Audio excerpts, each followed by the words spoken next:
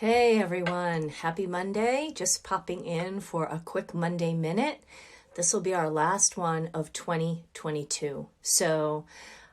I'm Beth, by the way, for anyone who's watching this for the first time, Beth Knaus. I am a creative copywriter at That's a Spade Copywriting Services.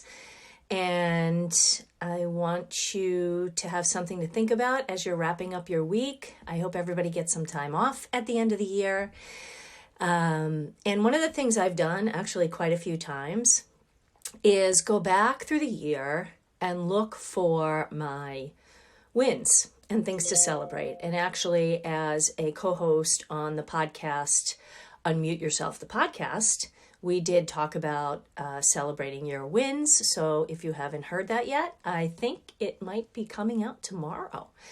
So you can hear our perspective on that. But the thing about going back and doing that is while we're racing to the end of the year, it helps us to look back and say, you know what, this has been a good year, a strong year. There were challenges, I met them, and I forgot to reward myself along the way. So think about what a reward is for you. Maybe it's a Starbucks coffee. Maybe it's an hour by yourself to read a book without interruption. Maybe it's a facial. Maybe it's something more expensive than that, something that's valuable to you, whether it's time or an experience or a thing.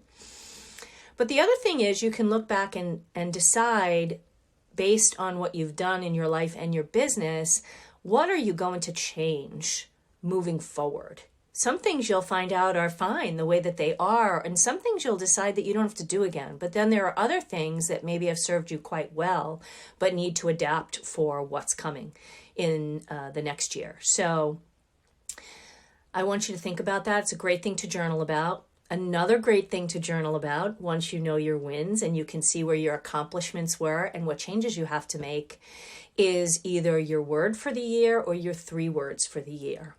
I go with the 3 words because I like them to sound like sort of a mantra so I can ground myself while I'm feeling like I'm falling over the edge.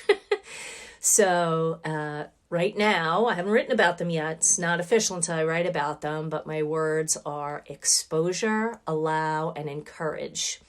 So I won't go into them, but that's just to give you a taste. And I've been doing this for a couple of years, thanks to my friend Susan Finn, who introduced me to this concept developed by Chris Brogan. But some people feel really good about one word, and so you have to kind of know yourself. So that's also a great thing to journal about. But back to the changes.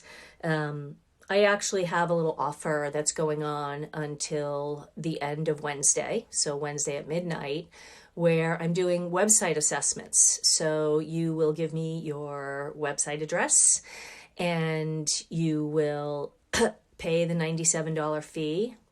And in turn, you'll take this really cool quiz from Jenny Bellinger of Jenny B Design. She's a wonderful Squarespace graphic designer, and she has created a personality website quiz. And so you'll take the quiz, and you will then fill out a very brief questionnaire for me. Most of my questionnaires are not brief. This one is. It's a couple of questions long.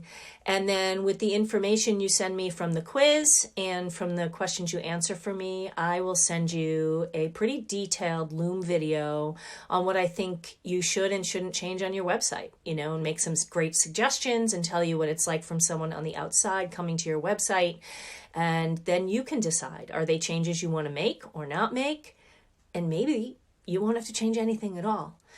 If you should decide to make those changes, you can then put your $97 towards any sort of website work that we do in 2023.